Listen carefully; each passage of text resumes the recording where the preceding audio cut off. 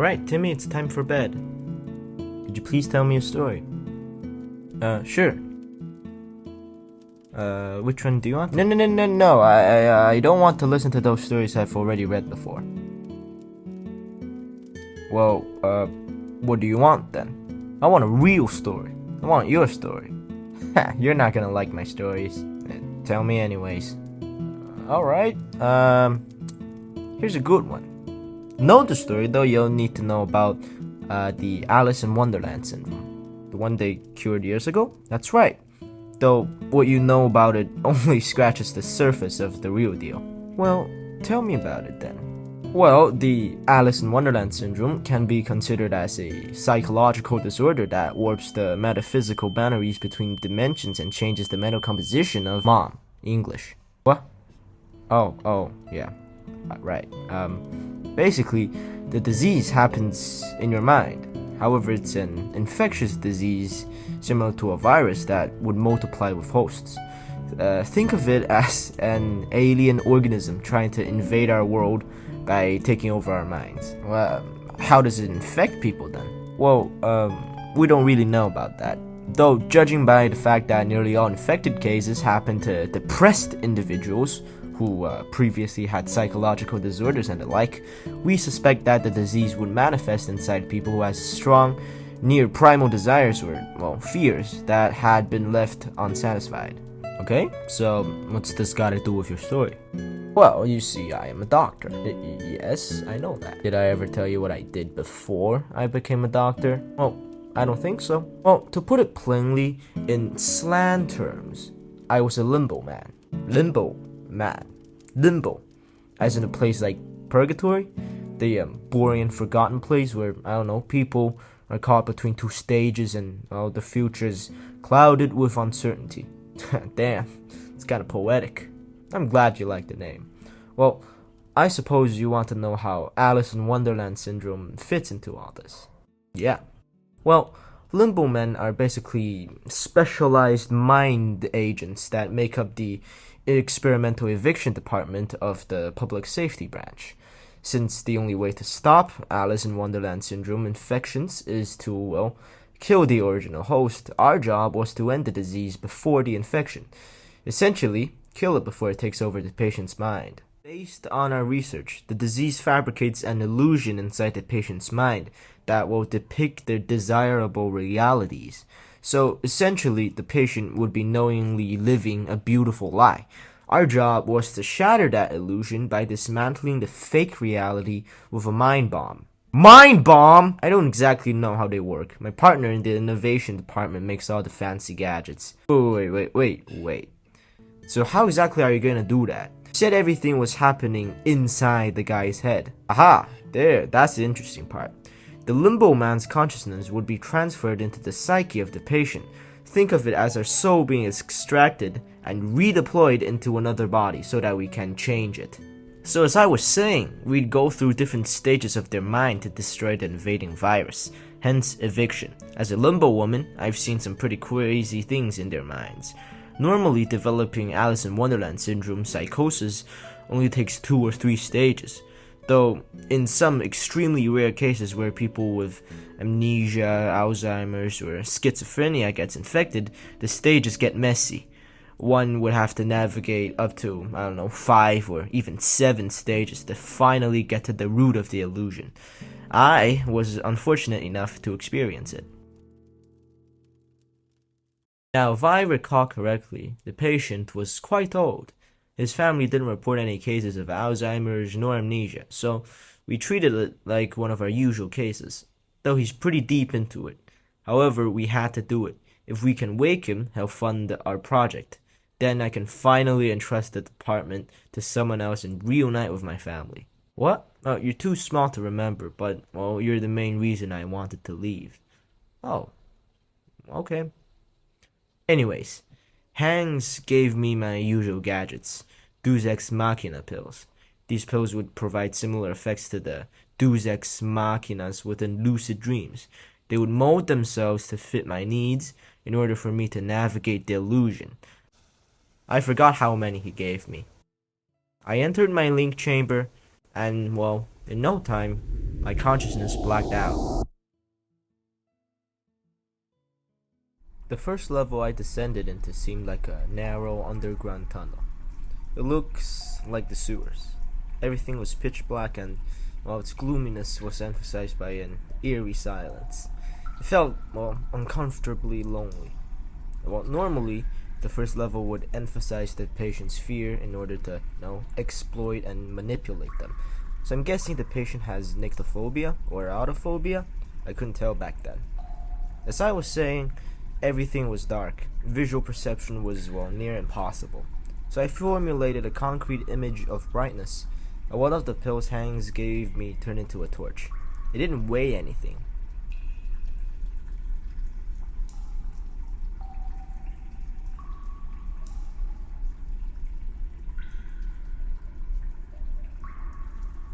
With the new light, I was able to traverse the sewer until I reached the door that led to the next level. A door? Yes. Remember, the conscious mind needs something to hold on to in order to remain sane. It needs to fill in the lack of information with previous knowledge. In the case of descending a speculative level of the mind, you need to substitute the process with something concrete, like a door or a ladder, to guide you to the next level. I see. As I opened that door, my vision darkened, indicating a shift in stages. I was one level deeper into his mind.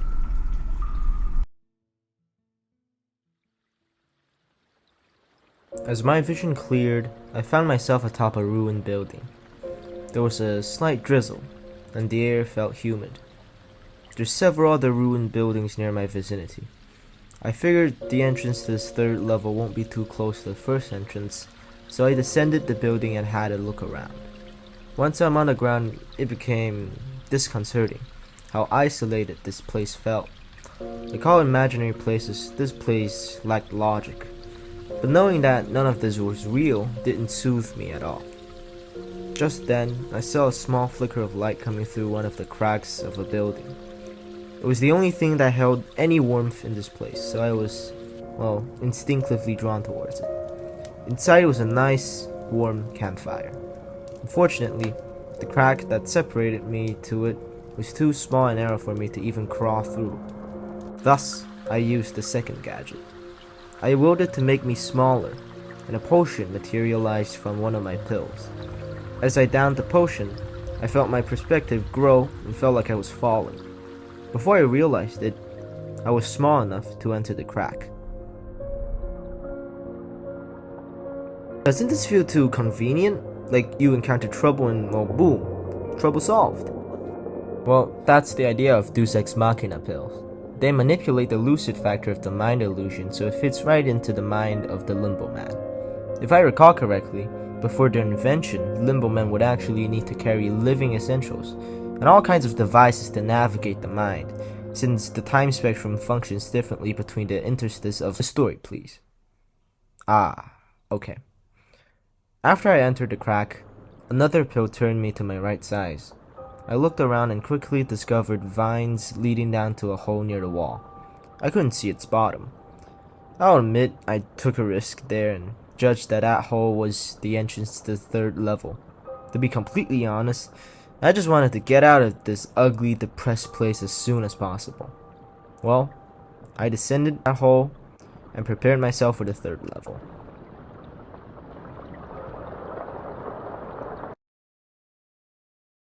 Third level. I fell into a maze-like structure. The walls were covered in old yellow wrappings. There was an annoying buzzing in the air, and the whole thing felt moist. I tried to navigate it myself and see if I could find the exit anywhere near me, but everything looked the same, and I was brought to dead ends. I figured this level would be the hardest one to navigate, probably impossible without guidance, so I turned a pill into a compass. I made it so that the compass would point towards the location of the exit and started following it. I went through a maze of pillars, a series of dark corridors, a beautiful and quiet pool room, a bridge connecting a series of small, closely compact apartment rooms. Eventually, I found the exit in one of those rooms. Looking back, the third level was the exact opposite to the second level. Even though I was also isolated and alone, it didn't feel half bad. It had that abnormally cozy feeling I got that time where I camped in a small hut in Norway, dozens of miles from civilization. It didn't feel that then, but it probably indicated that I was getting closer to my target. The further a person gets immersed in the illusion, the more comfortable it starts to get, which makes it more appealing. That's the idea of the virus. Anyways, as I was saying, I found the exit. Something in me told me to remain in this level. It's so quiet, so peaceful. It's quite a strong desire, since time elapses at a much slower rate inside the mind. I could spend months inside that level with only a few seconds of real-world time. So that meant I was infected. Knowing that, I have to destroy this illusion, or my consciousness would be forever trapped in this guy. So I made up my mind and entered the next level.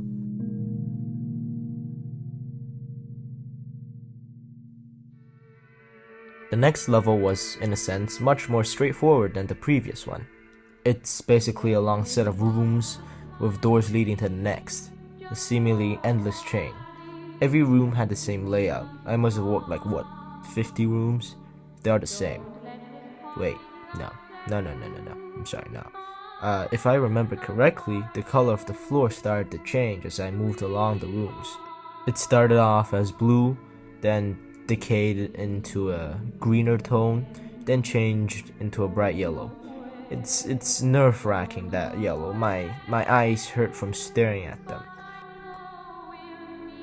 Eventually that yellow darkened until it was indistinguishable from black. After traversing a few black rooms, I came to a different door. Opening it revealed the next level. I never quite figured out what that level was. Hangs theorized that it could have been mental deterioration made physical, a transition from calmness to chaos. Or is it reversed? I can't seem to remember. The next level consisted of a highway. There's no cars on it, mind you. I guess it's too much for the virus to emulate. There was a large body of water next to the highway, and it stretched as far as the eye can see, just like the highway. I don't know how long I walked down that highway, but it felt like an eternity.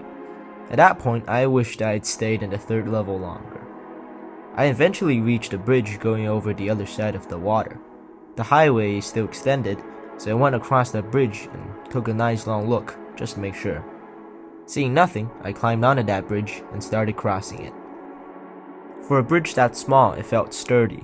It had that solid feel to it, like I was still standing on concrete land. As I reached what I thought must be the middle of it, I was stopped by a large gap in the bridge. The other side had a similar gap. It was impossible to cross. I stood on the edge for a good moment. A thought flashed through me, telling me to jump into the dark abyss beneath. It wasn't murky, it's probably just very deep. I was going to do it when my subconsciousness stopped me. The patient probably jumped. He probably saw no way across that bridge and was forced to submerge himself. Like the third level, the water was indeed peaceful. Then I remembered my pills. I took one out and changed it into an enlargement potion. Drinking it dramatically increased my stature, and I crossed that gap with a single leap.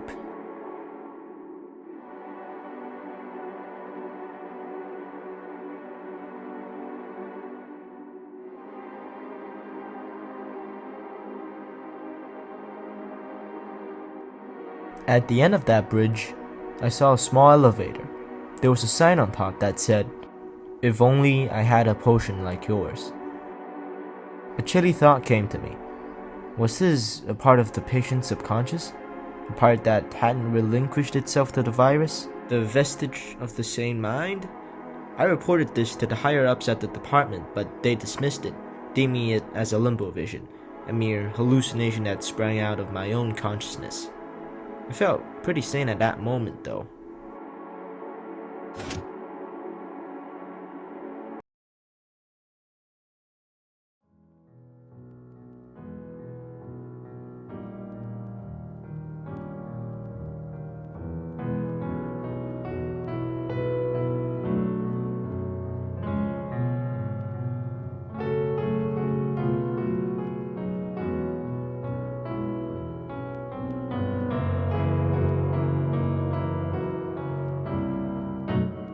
The elevator took me into a theater, an opera, if you will. There was a single piano on the stage and a man was playing it. The tune was quite melancholic. As I walked closer, I recognized the patient. So he's the musician. Or he wanted to be one. Since the virus fabricates a version of one's most desired things, he probably really wanted to be a musician. A poor one, no doubt, much poorer than his current position as a megacorp CEO, but definitely happier. He really seemed to be enjoying himself, even with the sad tune. In that moment, my resolve started to dwindle. Should I really get him out of this? He's having the time of his life here, no matter how insignificant it appeared. I respected that. Plus, even if the virus got all of us, it wouldn't really kill us, right? Here we get to live our best lives, the ones we work so hard for in the real world. Of course, that's not the case. I had a mission, and I intend to complete it. I knew the difference between reality and artifice. Normally, this would be the level to plant the bomb. However, I didn't get any response after I called for him. This meant that the person playing was only part of his psyche, his main body somewhere deeper. I walked on stage, turned, and entered the changing rooms. As expected, there was nothing there, though there is a trapdoor lying ominously in the ground. I fabricated a lever and, well,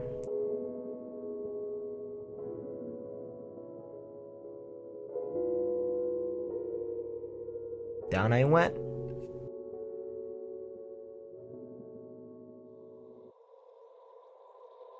I fell into a dark chamber. It was quite small, but the darkness of it made it seem infinite. There was a door at one end of the room. Opening it revealed a pure white room. Considering there's no alternative, I entered it. Once inside, I felt a strange sensation, a chill down the back of my spine. I looked back and saw my own back. I moved my body and the back in front of me moved as well. Mirrors?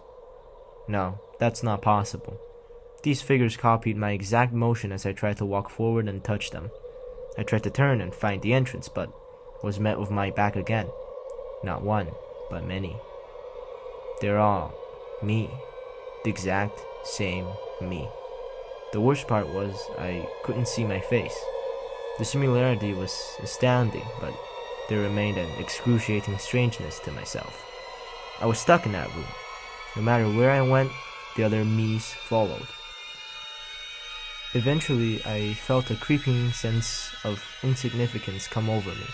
What if I'm just another version, imitating someone else? What if I'm not the real me? At that moment, I panicked. Even with my eyes open, I felt darkness surge around me. But then, everything stopped.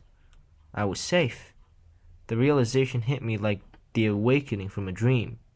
I was standing under the entrance of a Baroque-style cathedral. A few dim candlelights illuminated the place and gave it a surprisingly warm feeling.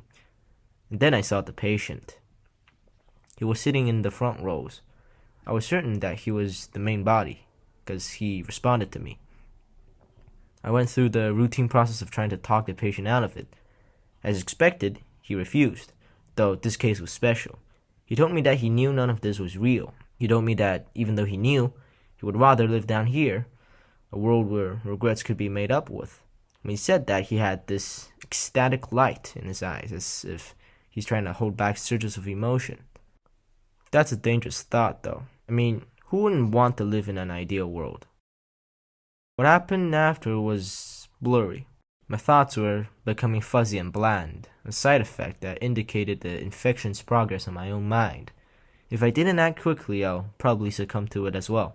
I decided that negotiations was futile, so I planted the bomb. Even with his consciousness screaming, the patient still tried to talk me out of it. I felt kind of bad, you know. Felt like I was violating his wishes and, well, robbing him of something important. However, public safety takes priority over an individual's wishes.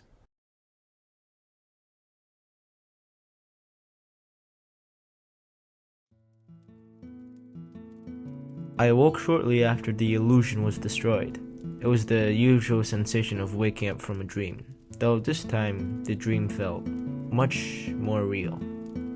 After the patient was conditioned and rested, I was allowed to see him. I asked him how he felt. As usual, the patient remembers nothing from his infection. He thanked me for getting him out of his, well, trance, and laughed when I asked him what I'll do next. Told me what next? Well, the usuals, of course. He smiled, but that smile was grim. It looked forced, unnatural. He said that he's in a coma for 2 weeks. He bet most of them thought he was dead, that there'll be a lot of maintaining and organizing to do. As he talked, I noticed that the light in his eyes were gone, like a small extinguished flame. As I walked out of that room, I wondered again if I had robbed him his life. It was unsettling. I should be rejoiced that I've just stopped a crisis. Is real life really better than that illusion? Do we really lose ourselves down there? Are we, once inside the Matrix, really not ourselves anymore? Did I just kill someone? A thought for another time. I'm sorry, Timmy, that wasn't really much of a story. Well, time for bed. Timmy? Timmy?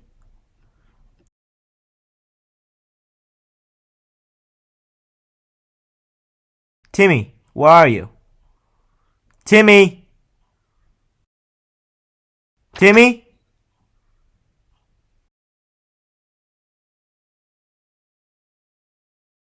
Timmy, this isn't funny, this...